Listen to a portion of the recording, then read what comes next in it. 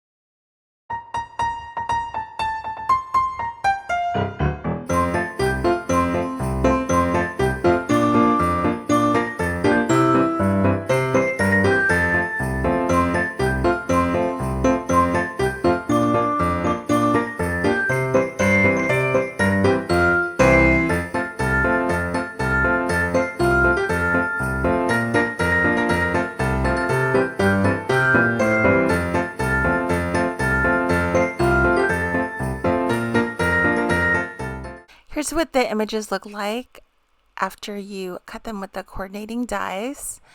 I love the look. I love popping it out of the die and it comes out so nice. So I thought I would make a set of less intense cards today. I want to have like kind of like a stash of just like quick and easy cards. So I'm making a 4-bar sized card, and it has like a smaller footprint than a regular A2 size card. So I'm making the card bases right now, and it's a 5x7 piece of paper, and then you score it at 3.5 on the 7-inch side. So the final folded piece will be 3.5 by 5. Here are the cuts for the Polaroid tag set. It has that larger one. I use the larger one, and it has a die cut that I believe is like a piece of washi tape, or you could use it like a little banner to stamp a sentiment on. It has various hole protectors.